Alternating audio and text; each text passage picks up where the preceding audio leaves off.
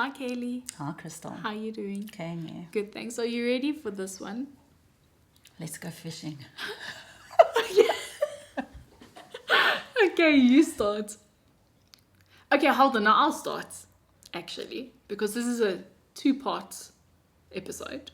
So, on our last episode, we were talking about how families are fighting, and this one's not talking to that one, and so Blood's on. thicker than water. Is it thicker than water? Yeah, sort of vibe. And then I was saying to Kelly, because she is a counselor and stuff like that. And I'm like, we are so, and I'm not saying, one person's problem Shit is worse. is worse than the next person.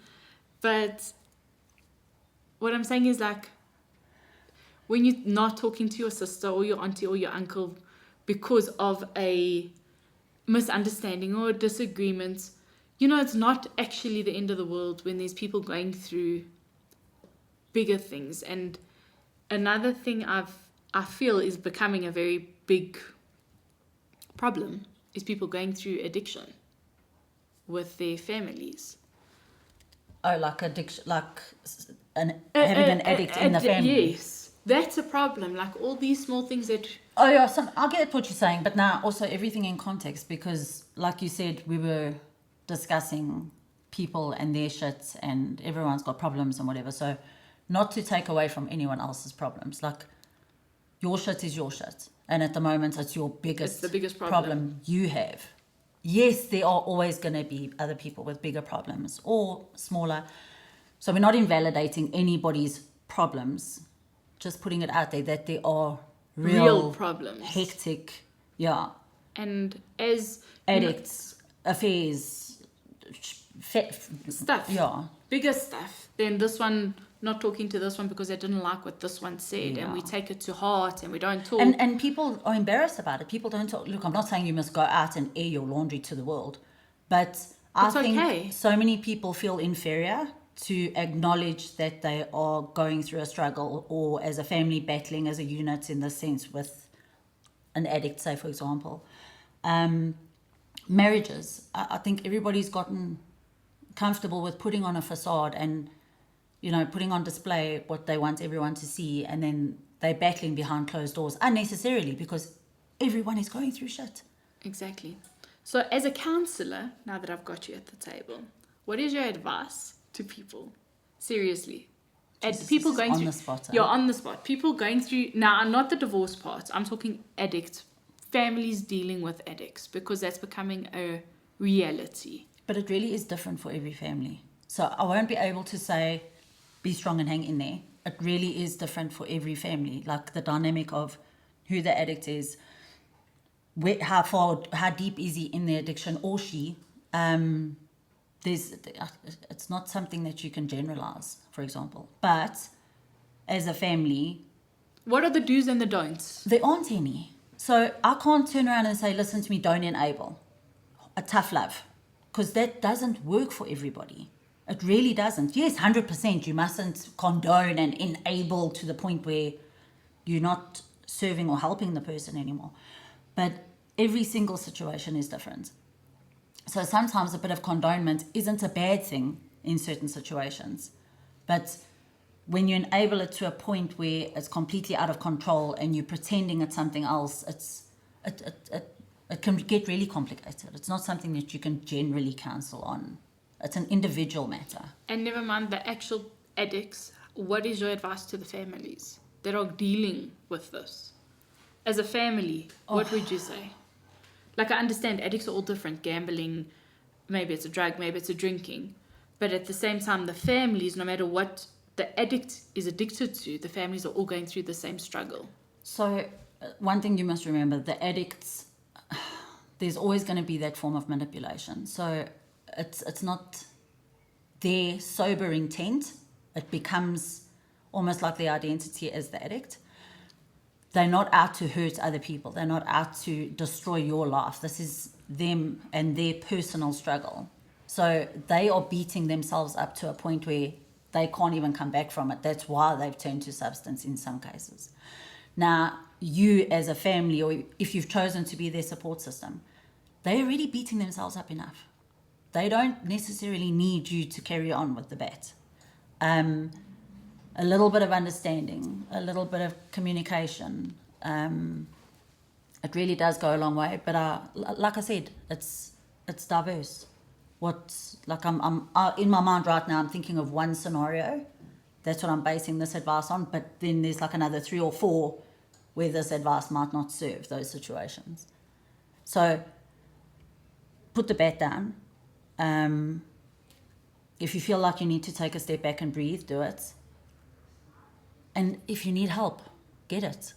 Ask for help. As a family, don't be embarrassed. If you need help and you need advice, it happens. More people are going through this than not. And if the addict is refusing help, that's... Yeah, one of those things. So yeah, it really does depend on the situation. Yeah. Okay, well, if there is anyone going through anything, like we say, don't be shy to get help or ask for help. Yeah. And, another thing, you think people are judging you as well. And people really, People do judge, they though. do, but they're not really. Like, I do believe there's good in everybody. No, 100%. Like, people like to portray but really go ask someone for help and they will help you. They will help you, yeah. I'm yet to meet someone that really is going to say, no, I'm not going to help you. No one's going to, if you really go to somebody, people are good. Like you said, the fear of judgments is also, it's a horrible thing. And what that coincides with pride, I suppose. Yeah, there are, you can't think you're a bad person because there's bad things happening in your life or around you. No. And there is support. Everyone's there to support you. I think everybody needs to take it easy with the judgment, though.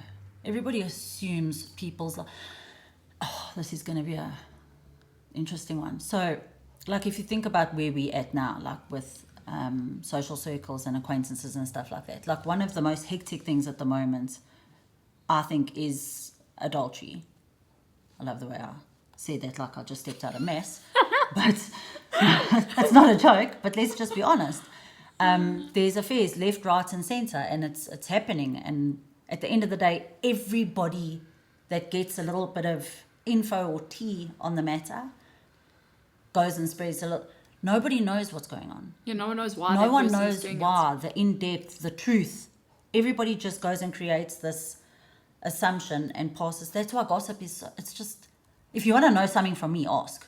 Yeah. I'll tell you. If you want to know something, or if I said something about you, ask. I will tell you to your face. Not everybody does that. I do. I also do believe when people... Sure, I'm talking about something I know nothing about. But if my perception of if someone has to have an affair or whatever the case is, I don't think the person that never had the affair, it's not about them. It's about the person having the affair. Individual situation. It's like they're going through something. It doesn't make them... Not everybody. Okay, but it doesn't make them a bad person. That's what I'm trying to say. Shit happens. No, it doesn't necessarily make you a bad person. But if it's they're obviously going through something in themselves. Like, everyone is still the individual. Yeah, but we could make the same excuse for everything. We could make the same excuse for... So, call it sex addiction then. So, if your husband's addicted to a substance or drinking or whatever, are you classifying it the same as having an affair? Because that's something in them that they're trying to fill a void in. Well, if that, it may be, I don't know. It's like that. I believe a person does things because they have a problem. It's got no... I'll use myself as an example. Just example. If Mish had to have an affair or I had to have an affair, I would be upset. But at the same time, I wouldn't get offended because obviously the man is missing something that he's looking for. It's about that person. Yeah, but not all the time. And I found women, if it's they feel that they're not thin enough, they're not pretty enough. But it's not about you. Not all the time. Sometimes it is about the other person. Sometimes the person that goes and has the affair is pushed so badly into that corner to go and do that act by the... and I'm not saying it's okay. No, it is not okay. Rather leave before... no, I don't know. But people are different, okay? So it can be solely about that person that's choosing to do the act of going to have an affair, okay? But that person also could have been pushed to like have the affair. Like abuse. Do you know what I'm saying? There's so many different aspects to look at it from. Like if that person's getting physically abused and they're completely stuck and then they get a bit of attention, in no way is any of this okay. Don't get me wrong. I'm not saying it's all right if it happens like that. It's just, it is different scenarios. We can't say the last 5 affairs that we've heard about are all based on what the person that had the affair is going through. Because maybe 2 of them, no, they just chose to fuck around. I know, but we're still judging. And you don't know what happens behind closed doors. We don't. You really don't know. You think you know someone. And you think, oh, this person's a nice person. And how could this one cheat? You don't really know what's going on. That's why I'm saying it's that person's, how they feel in themselves. Maybe they feel unloved or unwanted. They're missing something. They're looking for something, validation. I don't know, maybe go out for a free meal. And some people I don't know. just, honestly, I really think some people just are never happy in the sense where they have got this inner voice where, like destination happiness. I'll be happy when I get married. I'll be happy when we have kids. I'll be happy when we go overseas. I'll be happy. No. And a lot of other, just bringing it in onto the topic, a lot of people sit and they look at you and go, oh, you're so happy. You're so happy. But people don't realize how much work it takes to be in that relationship. Or someone say, oh, you're so happy to have this person. And it's like, no, we work really hard. We're lucky to have each other. It's not just one person making this miracle. And sometimes it works and sometimes it doesn't. It takes 2 people at the end of the day. 100%. To make something work. So all the people that look at things, because there's a lot of, I find single people that look at married people that are married with children. You know, they think it's all great. And they think it's all great. And they're like, oh, you're so lucky to have this person. They do everything for you. It's like, no. Behind closed doors, there's a lot of work that's going into it. I just, it is, you give that person a bit of a... Speaking about single people, I think if you're single and you are content with being single, you're okay with your own company, I think that's a healthy space to be in to get into a relationship. I think personally, and I'm completely content with being alone. I've enjoyed being in relationships, but when I was single, I was really okay. Like I didn't long for love or something. I was perfectly content in my space.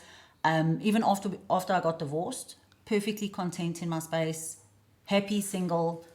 But I think some people, especially after getting divorced, go into like this mode of panic because now they don't know where they actually don't know who they are anymore. Or I'm divorced. It's a bad thing.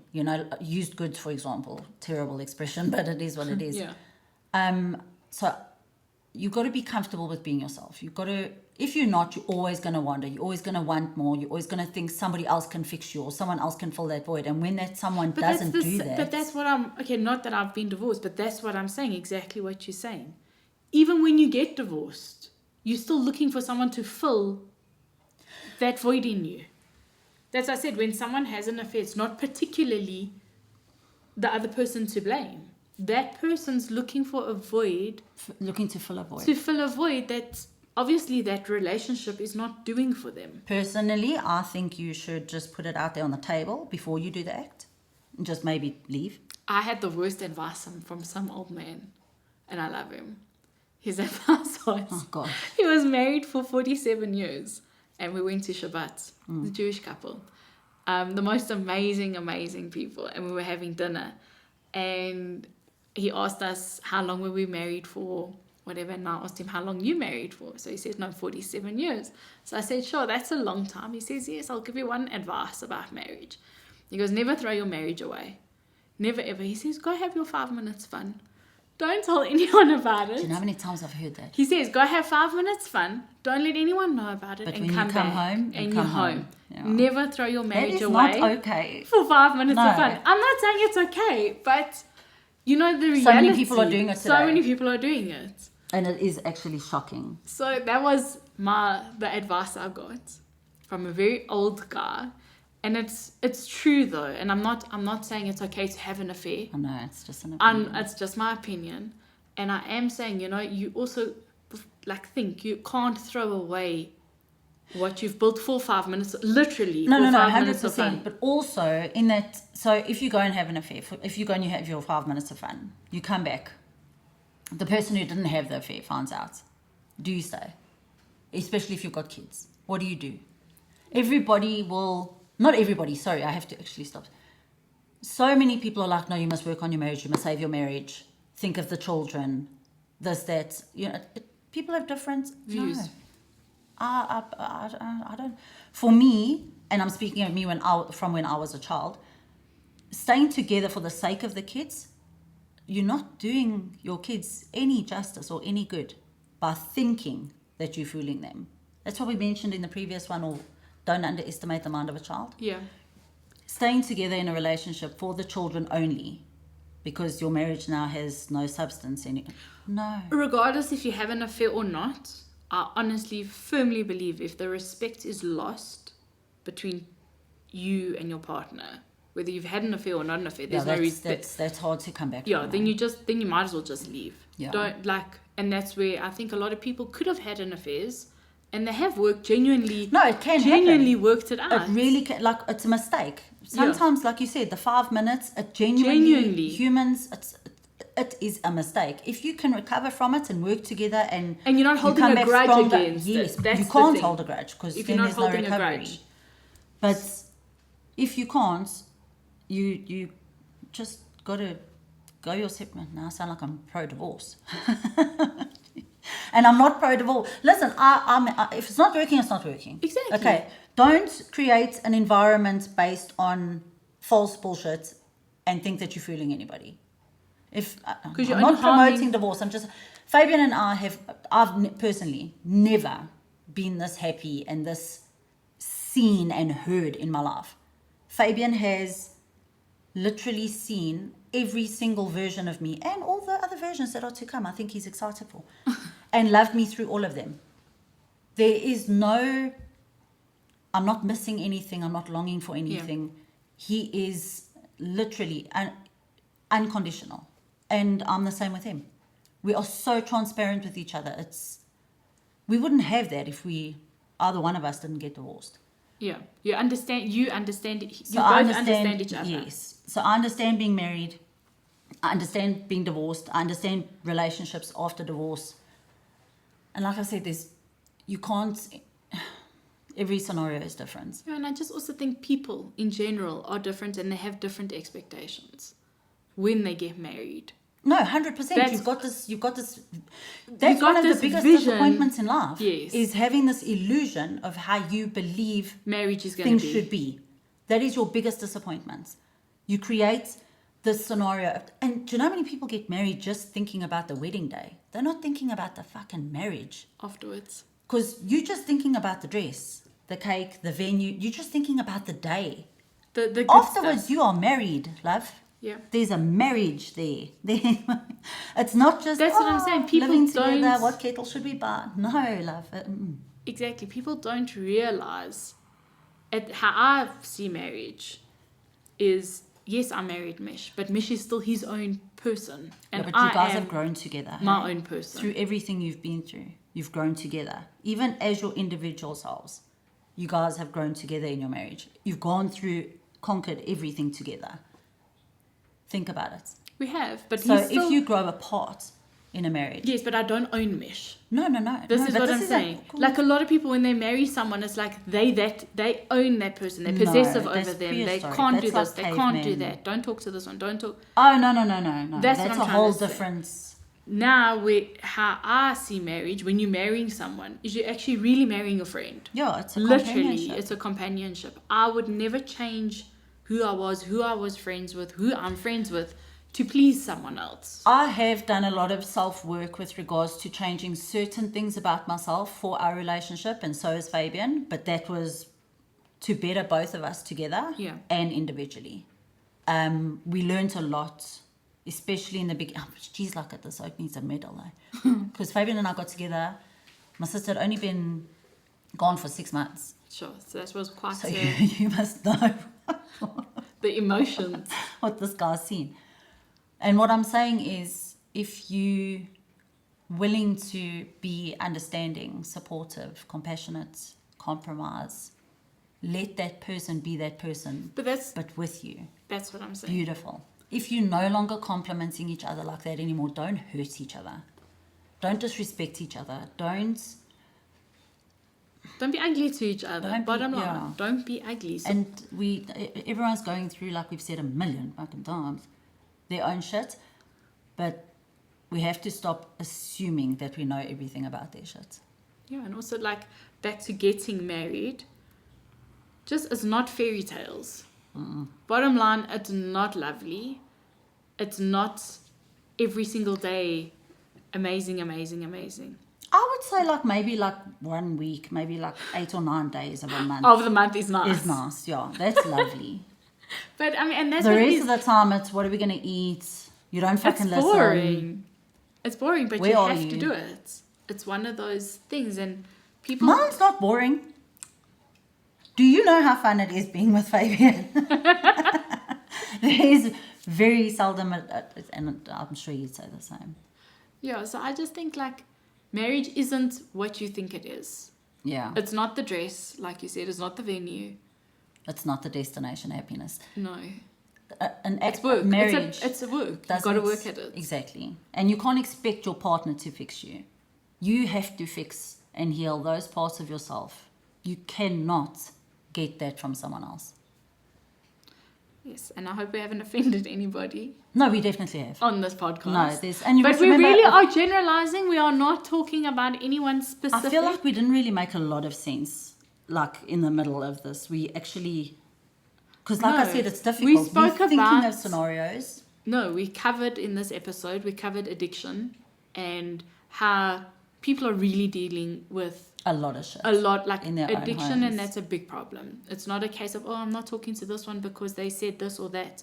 Like the people that are going through addiction with kids and family members, it's really, really Tough. a tough thing that they're going through. So we covered that. Then we covered affairs and what we I didn't agree and even get onto disagree. that. But it's like, it's each to their own, eh? This is what I'm saying. That's what so I'm as saying. much as we and can it have... doesn't make whoever is having an affair, Oh, gosh, yeah, you see. it doesn't make you a bad person. I don't know. That's what I'm I don't saying. know. It is I don't what it know. is. If you're having an affair, you're It a is bit of what an it arsehole. is.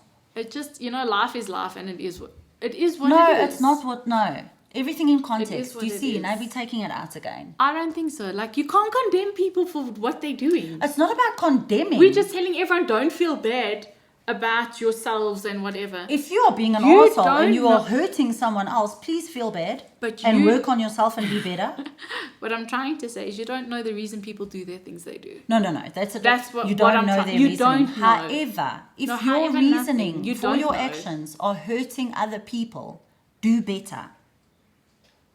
That's very good advice. But we're talking about the people that are actually Being an arsehole, having an right affair. now, in this moment, whether you're having an affair, not talking to someone, have an addiction, it's okay.